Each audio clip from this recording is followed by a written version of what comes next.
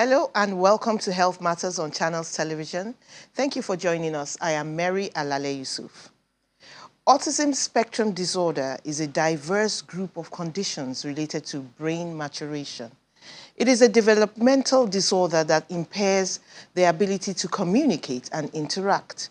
The abilities and needs of autistic people vary and can evolve over time, and the range and severity of symptoms also vary widely. According to the World Health Organization, about 1 in 100 children has autism. Experts say early detection and therapy may reduce symptoms.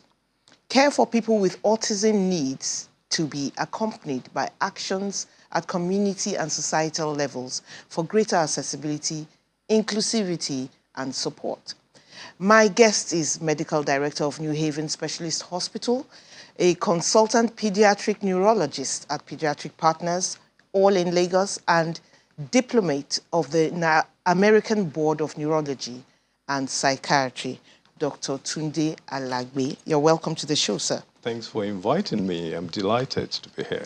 When we talk about autistic people, for those who talk about autistic people in these parts, they always have a picture of somebody who isn't quite there, someone who, is not in touch with his surroundings. But we're talking about variations of a particular disorder. Can you give us an idea of severity and lightness in autism? Okay, very good. People that say autistic people are not in touch with the environment, they are very correct.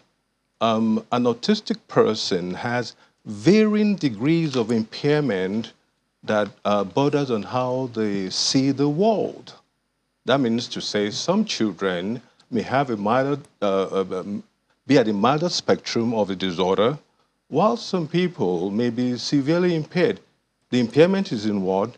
How they perceive or how they see the world, which dictates how they react with the world, or what we now call the symptoms of autism or autistic spectrum disorder.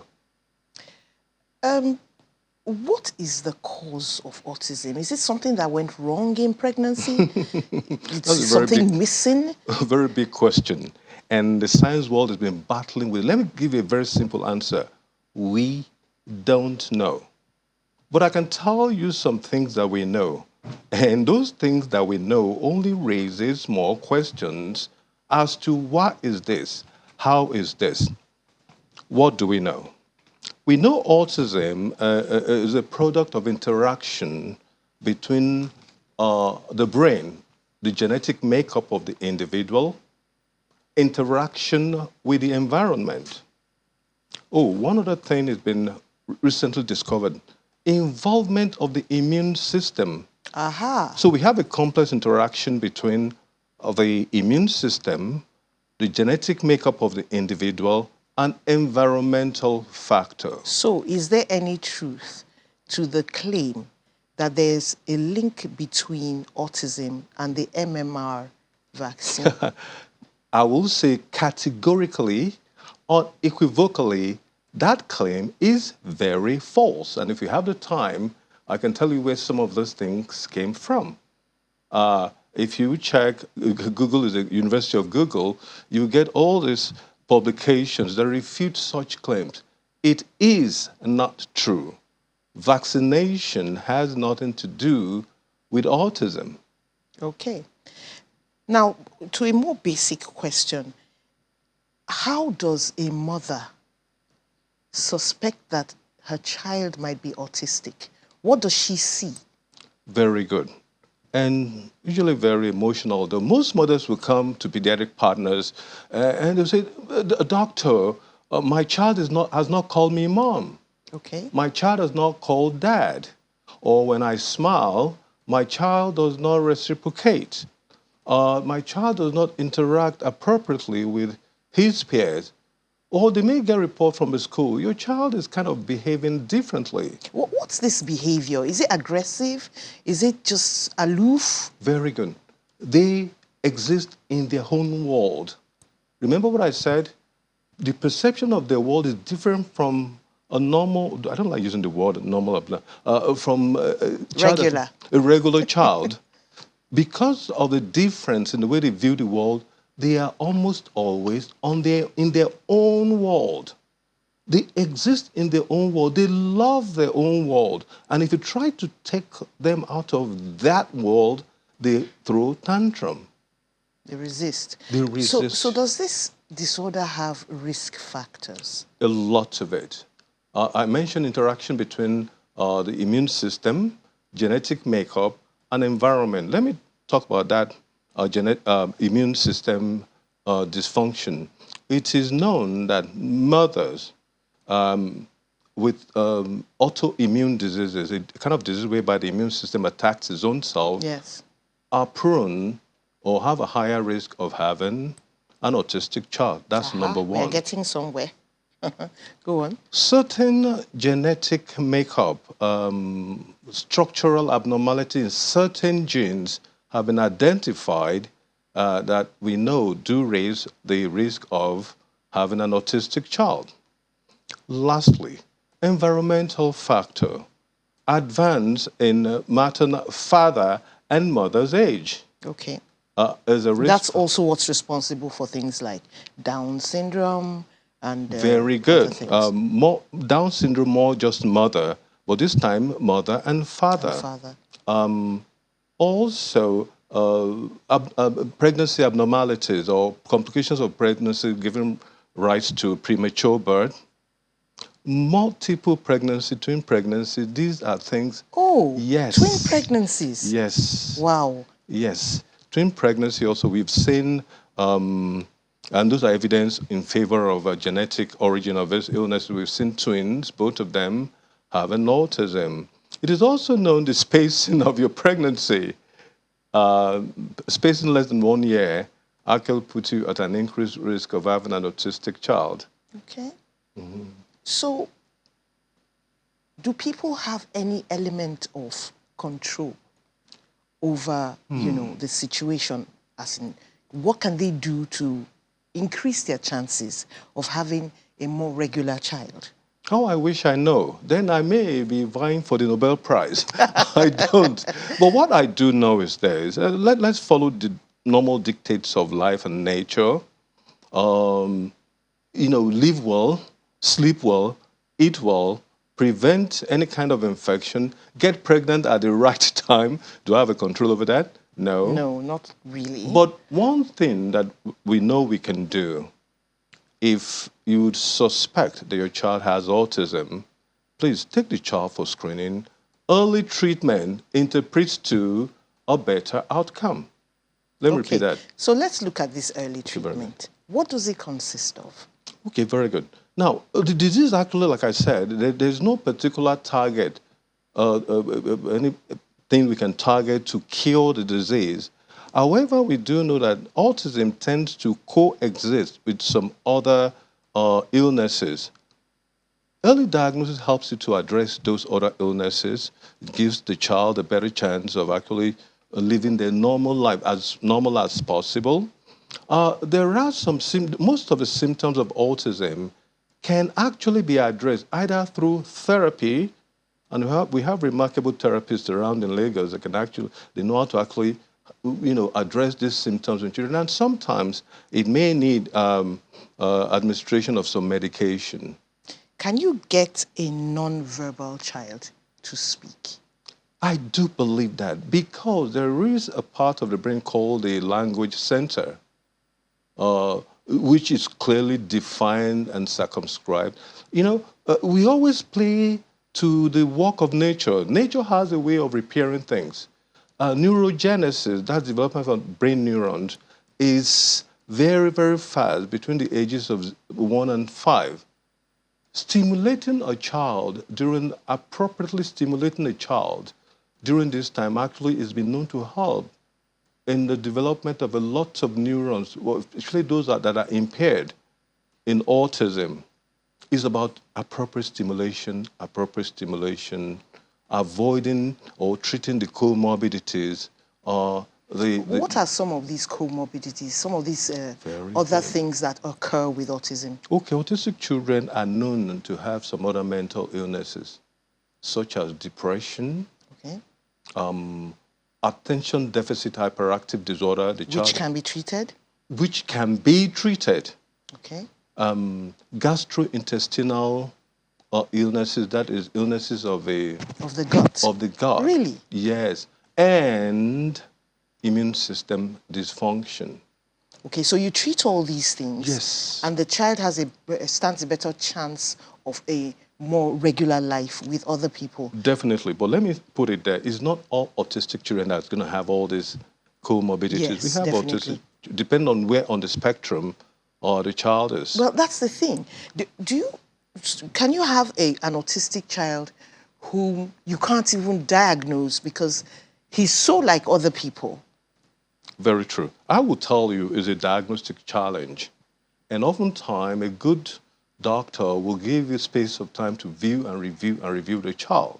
Oftentimes, at first presentation, you want to ask yourself, is this autism or is this a simple language delay? Because that's another diagnostic entity that's often confused with autism. So you can actually stay on the safe side to ask to review the child. Yes, it is possible that at the point of presentation, you're not seeing anything except for that language, because that's what normally brings a mother to the doctor. To the hospital, yes. Okay, let's look at this language problem. And over time, you start canceling out the thought that the child might be having autism. And you see more of improvement in that language disorder. You understand what I'm saying? Yes. So sometimes, yes, it can be very difficult. It's not cut and dried. There is no biomarkers for this disease. There's no, okay, go to the lab and do a test and then say, hey, it's autism, pim. No, we don't have it. Do you ever get a child to be able to interact socially on an acceptable level as an autistic person? Yes, and it all depends on therapy. Like I said, we have good therapists that can actually address some of these symptoms and actually help those children in social interaction. Yes, we do have. And remember what I said, the brain is not dead, it's still regenerating. So it's still developing? It's still developing.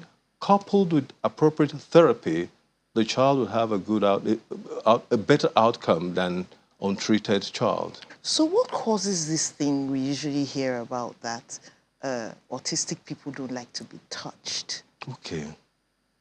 Did I use the word sensory? The problem with autism is sensory processing disorder. Let me explain that quickly. I'm seeing you, but there's some other inputs that are actually vying for my attention. I'm not going to reveal the secret of a studio, but I can filter those out. Okay. I'm seeing you and we're talking. I can integrate those two inputs, hearing and seeing. So you can concentrate. I can concentrate. That is the problem with autism. And this affects all these 5 sensory organs. Oh, by the way, there are 7. 7 sensory organs. Yes. Do tell. Okay, seeing, smelling, hearing, taste, touch. Now, the one you're buzzing on is that touch. It's an input which they don't like, so they don't like to be touched. Or the other 2 is balancing.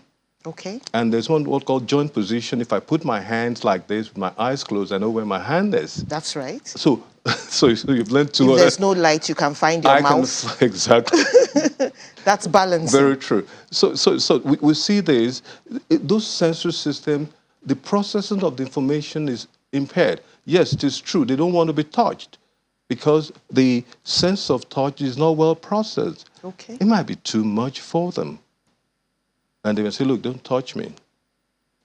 So, and that's why we have this conglomeration of symptoms profile that's different from one child to another. We have to go on a break, but we'll be back.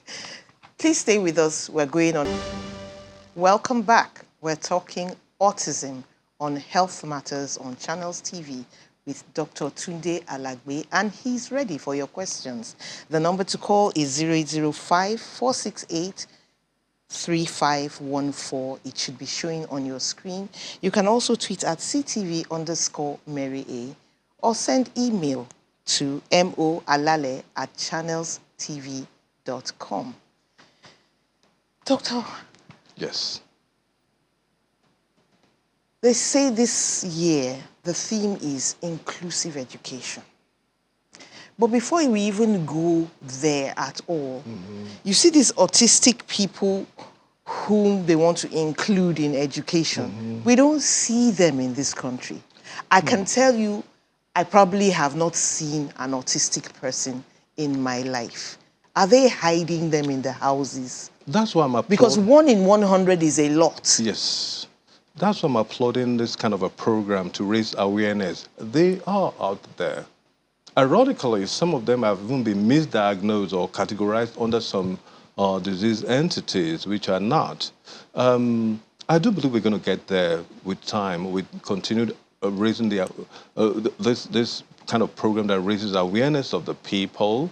Our school systems are becoming, let me say, a little bit more aware of this, because I've had children sent from the school that, look, you know, this child is not behaving as other children. Some are very good to send to appropriate places, which I really love as well. But some misdiagnosed. You mean special schools? Well, should I call them special? Maybe I should call them. I should call them special school. But no. Don't, when you say special school, you're saying the kind of a special education school. No, regular schools. Okay. Before we continue with that, we have Sheung on the line. Hello, Sheung. What's your question? Yes. Go ahead. We can hear you. Yeah. Hello. Good afternoon, doctor. Good afternoon. My name is Shewa. I'm calling from Lagos Island. Yes. Yes. I want to find out if one can have a special school for the children here in Nigeria. Okay. Thank you, Sheung. Or the child must go to the normal Regular school. Thank you, Sheung. That actually is the question we are handling at the moment. Inclusivity simply means they should be like everybody else. Yes. How is that achieved, or should they have their special schools? And I will go in line with that, your first submission, whereby you have a school that is equipped with programs and specialists to take care of those children in a normal school setting. Okay. Of course, as we both know now, we've been talking about it, it is on the spectrum. And one of the things about children on the spectrum is this: some of them have some special or super special abilities. You'll be surprised what some of them can do. So I quite go in line with that, your suggestion, whereby a school is equipped with specialized teachers trained in special education, having a program to attend to these children. I really don't buy... But within a normal school Within setting. a normal school system. I don't buy this idea of having a separate school. There's going to be, you know, society, there's going to be a kind of a stigma. That's right. A special school for, you know, don't let me use the word. Let's quickly take this call from Prince in Lagos as well. Hello, Prince. Yeah? Is Prince with us? Hello? We can hear you, Prince. Go ahead. Yeah, I can hear you. Yeah, good afternoon, Doc.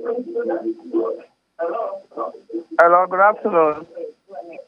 Prince, you have to turn your volume down, the volume of your TV. My name is Prince. I'm calling from Orile.